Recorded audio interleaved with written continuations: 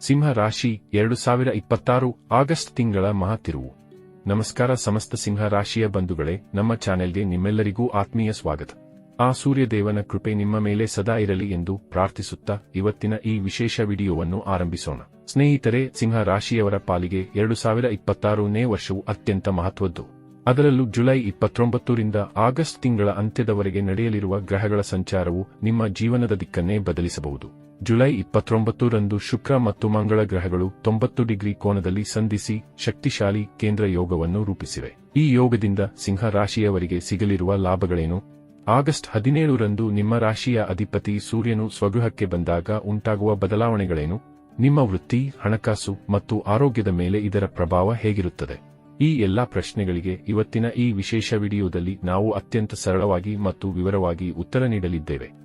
ಈ ವಿಡಿಯೋವನ್ನು ಪೂರ್ತಿಯಾಗಿ ನೋಡಿ, ಯಾಕಂದ್ರೆ ಈ ಮಾಹಿತಿಯು ನಿಮ್ಮ ಭವಿಷ್ಯಕ್ಕೆ ದೊಡ್ಡ ಬೆಳಕಾಗಲಿದೆ. ನಿಮ್ಮ ಜೀವನದಲ್ಲಿಯೂ ಏನಾದರೂ ಸಮಸ್ಯೆಗಳು ಬಾಧಿಸುತ್ತಲಿದ್ದರೆ ಈ ಕೂಡಲೇ ಸ್ಕ್ರೀನ್ ಮೇಲೆ ಕಾಣ್ತಿರುವ ನಮ್ಮ ಗುರೂಜಿ ನಂಬರಿಗೆ ಕರೆ ಮಾಡಿ ಶೀಘ್ರವೇ ಶಾಶ್ವತ ಪರಿಹಾರ ಕಂಡುಕೊಳ್ಳಿ. ಶುಕ್ರಮಂಗಳ ಕೇಂದ್ರ ಯೋಗದ ಪ್ರಭಾವ. ಬಂಧುಗಳೇ, ಮೊದಲಿಗೆ ಜುಲೈ 29ರಂದು ಮಧ್ಯಾಹ್ನ 12:34ಕ್ಕೆ ಸಂಭವಿಸಿದ ಶುಕ್ರಮಂಗಳ ಕೇಂದ್ರ ಯೋಗದ ಬಗ್ಗೆ ತಿಳಿಯೋಣ. ಶುಕ್ರನು ನಿಮ್ಮದೇ ರಾಶಿಯಾದ ಸಿಂಹ ರಾಶಿಯಲ್ಲಿದ್ದಾನೆ. ಶುಕ್ರ ಅಂದರೆ ಸೌಂದರ್ಯ, ಐಶ್ವರ್ಯ ಮತ್ತು ಆಕರ್ಷಣೆಯ ಕಾರಕ. ಮಂಗಳನು ವೃಷಭ ರಾಶಿಯಲ್ಲಿದ್ದು ನಿಮ್ಮ ವೃತ್ತಿ ಜೀವನದ ಮೇಲೆ ಪ್ರಭಾವ ಬೀರುತ್ತಿದ್ದಾನೆ. ಜ್ಯೋತಿಷ್ಯ ಶಾಸ್ತ್ರದ ಪ್ರಕಾರ ಈ ಎರಡು ಗ್ರಹಗಳು ವಿಭಿನ್ನವಾದ ಗುಣಶಕ್ತಿಗಳನ್ನು ಹೊಂದಿದ್ದು, ಈ ಗ್ರಹಗಳ ಕೃಪೆ ಉಂಟಾದಲ್ಲಿ ಅನೇಕ ರೀತಿಯ ಯೋಗಗಳು ಮತ್ತು ವಿವಿಧ ಕ್ಷೇತ್ರಗಳಲ್ಲಿ ಭರಪೂರ ಲಾಭದ ಅವಕಾಶಗಳು ಲಭಿಸುತ್ತವೆ. ಸಿಂಹ ರಾಶಿಯವರೇ ಅದರಂತೆ ಈಗ ಇಲ್ಲಿ ರೂಪುಗೊಂಡಿರುವ ಈ ಯೋಗದಿಂದಾಗಿ ನಿಮ್ಮ ಆತ್ಮವಿಶ್ವಾಸ ಮತ್ತು ಸಾಮಾಜಿಕ ಗೌರವ ಗಣನೀಯವಾಗಿ ಹೆಚ್ಚಾಗಲಿದೆ. ಇಲ್ಲಿ ನಿಮಗೆ ಸಾಮಾಜಿಕ ಸ್ತರದಲ್ಲಿ ವಿಶೇಷ ಮನ್ನಣೆ ಲಭಿಸಬಹುದಾಗಿದೆ. ಇಲ್ಲಿ ನಿಮ್ಮ ವ್ಯಕ್ತಿತ್ವದಲ್ಲಿಯೂ ಒಂದು ರೀತಿಯ ಹೊಳಪು ಕಂಡು ಬರಲಿದೆ. ಹೀಗಾಗಿ ಈ ವಿಶೇಷ ಸಮಯದಲ್ಲಿ ನೀವು ಜನರ ಗಮನ ಸೆಳೆಯುವಿರಿ. ನಿಮ್ಮ ವ್ಯಕ್ತಿತ್ವಕ್ಕೆ ಒಂದು ರೀತಿಯ ಹೊಸ ಮೆರುಗು ಬರಲಿದೆ. ಕಲೆ, ಫ್ಯಾಷನ್, ಮನರಂಜನೆ ಅಥವಾ ಸಾರ್ವಜನಿಕ ಕ್ಷೇತ್ರದಲ್ಲಿ ಕೆಲಸ ಮಾಡುವವರಿಗೆ ಈ ಸಮಯವು ಅತ್ಯಂತ ಲಾಭದಾಯಕವಾಗಿರಲಿದೆ. ನಿಮ್ಮ ಪ್ರತಿಭೆಗೆ ಸರಿಯಾದ ಮನ್ನಣೆ ಮತ್ತು ವೇದಿಕೆ ದೊರೆಯಲಿದೆ. ಜನರು ನಿಮ್ಮನ್ನ ಗುರುತಿಸಲಿದ್ದಾರೆ.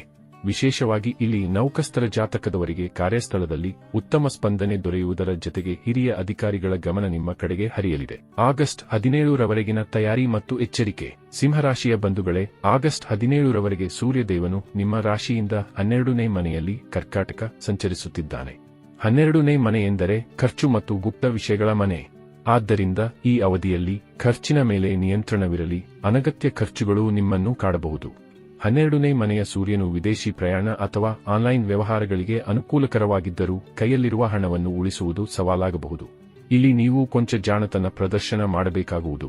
ಒಂದೊಮ್ಮೆ ಇಲ್ಲಿ ನೀವು ಬೇಕಾಬಿಟ್ಟಿಯಾಗಿ ನಡೆದುಕೊಂಡರೆ ಆರ್ಥಿಕ ಮುಗ್ಗಟ್ಟು ತಿಂಗಳ ಕೊನೆಯಲ್ಲಿ ಉಂಟಾಗಬಹುದಾಗಿದೆ. ಹೀಗಾಗಿ ಇಲ್ಲಿ ಪರಿಸ್ಥಿತಿಯನ್ನ ಅರಿತು ಮುನ್ನಡೆಯಬೇಕು. ದೂರದೃಷ್ಟಿ ಇರಲಿ. ಇದು ಮುಂದಿನ ದೊಡ್ಡ ಯಶಸ್ಸಿಗೆ ತಯಾರಿ ನಡೆಸುವ ಸಮಯ. ನಿಮ್ಮ ಯೋಜನೆಗಳನ್ನು ಗುಪ್ತವಾಗಿಡಿ. ಇಲ್ಲಿ ಕೆಲ ಬಾರಿ ನಿಮ್ಮವರೇ ನಿಮ್ಮ ಹಿನ್ನಡೆಗೆ ಕಾರಣವಾಗಬಹುದಾಗಿದೆ. ಹೀಗಾಗಿ ಇಲ್ಲಿ ನಿಮ್ಮ ಯೋಜನೆಗಳ ಬಗ್ಗೆ ಇತರರ ಮುಂದೆ ಹೇಳಿಕೊಳ್ಳುವುದನ್ನು ನಿಲ್ಲಿಸಬೇಕು. ನಿಮ್ಮ ಯೋಜನೆಗಳಿಗೆ ಅನುಗುಣವಾಗಿ ಉತ್ತಮ ಸಿದ್ಧತೆಗಳ ಕಡೆಗೆ ಹೆಚ್ಚು ಗಮನ ಹರಿಸಬೇಕು. ಆರೋಗ್ಯ. ಈ ವಿಶೇಷ ಸಮಯದಲ್ಲಿ ನಿದ್ರೆಯ ಕೊರತೆ ಅಥವಾ ಮಾನಸಿಕ ಆತಂಕ ಕಾಡದಂತೆ ನೋಡಿಕೊಳ್ಳಿ. ಇಲ್ಲಿ ಕೆಲ ಕಾರ್ಯಗಳ ಒತ್ತಡದ ನಡುವೆ ಆರೋಗ್ಯವನ್ನ ಕಡೆಗಣಿಸಬೇಡಿ. ಇಲ್ಲಿ ನಿಮ್ಮ ನಿತ್ಯ ಜೀವನದಲ್ಲಿ ಉತ್ತಮ ಹವ್ಯಾಸಗಳನ್ನು ಅಳವಡಿಸಿಕೊಂಡು ಮುನ್ನಡೆದರೆ ಎಲ್ಲವೂ ಇಚ್ಛಿತ ಫಲಗಳನ್ನು ಪ್ರದಾನ ಮಾಡಲಿವೆ. ಆಗಸ್ಟ್ 17ರ ನಂತರದ ಟರ್ನಿಂಗ್ ಪಾಯಿಂಟ್. ಈಗ ಅತ್ಯಂತ ಪ್ರಮುಖವಾದ ವಿಷಯ. ಆಗಸ್ಟ್ 17ರಂದು ಸೂರ್ಯದೇವನು ತನ್ನದೇ ರಾಶಿಯಾದ ಸಿಂಹ ರಾಶಿಗೆ ಪ್ರವೇಶಿಸುತ್ತಾನೆ. ಒಂದು ವರ್ಷದ ನಂತರ ಸೂರ್ಯನು ತನ್ನ ಮನೆಗೆ ಬರುತ್ತಿರುವುದು ಸಿಂಹ ರಾಶಿಯವರಿಗೆ ಒಂದು ದೊಡ್ಡ ಟರ್ನಿಂಗ್ ಪಾಯಿಂಟ್ ಆಗಲಿದೆ.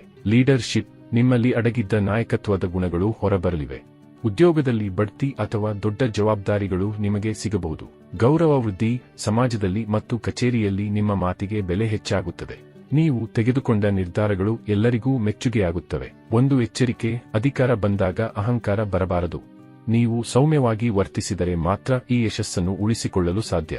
ಉದ್ಯೋಗ, ವ್ಯವಹಾರ ಮತ್ತು ಹಣಕಾಸು. ಸಿಂಹರಾಶಿಯ ಬಂಧುಗಳೇ, ಮಂಗಳನು ಆಗಸ್ಟ್ 2ರಂದು ನಿಮ್ಮ ಲಾಭದ ಸ್ಥಾನಕ್ಕೆ 11ನೇ ಮನೆ ಬರುತ್ತಾನೆ. ಇದು ಹಣಕಾಸಿನ ದೃಷ್ಟಿಯಿಂದ ಬಹಳ ಶುಭ ಸುದ್ದಿ. ಆದಾಯ ಹೆಚ್ಚಳ. ಹೊಸ ಆದಾಯದ ಮೂಲಗಳು ಸೃಷ್ಟಿಯಾಗಲಿವೆ. ಹಳೆಯ ಬಾಕಿ ಉಳಿದಿದ್ದ ಹಣ ವಾಪಸ್ ಬರಬಹುದು. ನೆಟ್ವರ್ಕ್. ಹೊಸ ಜನರ ಪರಿಚಯವಾಗಲಿದೆ. ಇದು ನಿಮ್ಮ ವ್ಯವಹಾರಕ್ಕೆ ಸಹಾಯ ಮಾಡುತ್ತದೆ. ವಿಶೇಷವಾಗಿ ಸೇಲ್ಸ್ ಮತ್ತು ಮಾರ್ಕೆಟಿಂಗ್ ಕ್ಷೇತ್ರದಲ್ಲಿರುವವರಿಗೆ ಭರ್ಜರಿ ಲಾಭ ಸಿಗಲಿದೆ. ಮಾರ್ಗದರ್ಶನ 12ನೇ ಮನೆಯಲ್ಲಿ ಉಚ್ಚಸ್ಥ ಗುರು ಇರುವುದರಿಂದ ನಿಮ್ಮ ಧಾರ್ಮಿಕ ಮತ್ತು ಆಧ್ಯಾತ್ಮಿಕ ಕೆಲಸಗಳಿಗೆ ಹಣ ವ್ಯಯವಾಗಬಹುದು. ಇದು ನಿಮಗೆ ಆಂತರಿಕ ಶಾಂತಿ ನೀಡುತ್ತದೆ. ಸಿಂಹ ರಾಶಿಯ ಬಂಧುಗಳೇ, ಆಗಸ್ಟ್ ತಿಂಗಳು ಪವಿತ್ರ ಶ್ರಾವಣ ಮಾಸವೂ ಹೌದು. ಸಿಂಹ ರಾಶಿಯವರು ಈ ಸಮಯದಲ್ಲಿ ಹೆಚ್ಚಿನ ಫಲ ಪಡೆಯಲು ಏನು ಮಾಡಬೇಕು? ಶಿವನ ಆರಾಧನೆ. ಪ್ರತಿದಿನ ಶಿವಲಿಂಗಕ್ಕೆ ಅಭಿಷೇಕ ಮಾಡಿ. ಇದು ನಿಮ್ಮಲ್ಲಿರುವ ಅಹಂಕಾರವನ್ನು ಕಡಿಮೆ ಮಾಡಿ ಶಾಂತಿ ನೀಡುತ್ತದೆ. ಸೂರ್ಯ ಅಗ್ರ್ಯ. ಪ್ರತಿದಿನ ಸೂರ್ಯನಿಗೆ ನೀರನ್ನು ಅರ್ಪಿಸಿ ಓಂ ಸೂರ್ಯಾಯ ನಮಃ ಮಂತ್ರ ಜಪಿಸಿ. ದಾನ. ನಿರ್ಗತಿಕರಿಗೆ ಅಥವಾ ಧಾರ್ಮಿಕ ಸಂಸ್ಥೆಗಳಿಗೆ ದಾನ ಮಾಡುವುದು ನಿಮ್ಮ ಯಶಸ್ಸನ್ನು ಸ್ಥಿರಗೊಳಿಸುತ್ತದೆ. ಒಟ್ಟಾರೆಯಾಗಿ ಇಲ್ಲಿ ಆಗಸ್ಟ್ ತಿಂಗಳಿನಲ್ಲಿ 2 ಪ್ರಮುಖ ಗ್ರಹಗಳ ವಿಶೇಷ ಗೋಚರ ಮತ್ತು ಇಲ್ಲಿ ಉಂಟಾಗಲಿರುವ ಯೋಗಗಳು ನಿಮಗೆ ಉತ್ತಮ ಫಲಗಳನ್ನೇ ಪ್ರದಾನ ಮಾಡಲಿವೆ. ಆದಾಗ್ಯೂ ಕೆಲ ಕಡೆಗಳಲ್ಲಿ ನೀವು ಖಂಡಿತ ಎಚ್ಚರಿಕೆ ಹೊಂದಿರಬೇಕಾಗುವುದು. ಸಿಂಹ ರಾಶಿಯವರೇ, ಈ ಸುವರ್ಣ ಕಾಲವನ್ನು ಸರಿಯಾಗಿ ಬಳಸಿಕೊಳ್ಳಿ. ಸೋಲನ್ನು ಕಂಡು ಹತಾಶರಾಗಬೇಡಿ, ಯಾಕಂದ್ರೆ ನಿಮ್ಮ ಗೆಲುವಿನ ಸಮಯ ಈಗ ಆರಂಭವಾಗಿದೆ. ವಿಡಿಯೋ ಇಷ್ಟವಾದರೆ ಲೈಕ್ ಮಾಡಿ, ಕಾಮೆಂಟ್ನಲ್ಲಿ ಹರ ಹರ ಮಹಾದೇವ ಎಂದು ಬರೆಯಿರಿ. ಮತ್ತೆ ಸಿಗೋಣ. ಧನ್ಯವಾದಗಳು.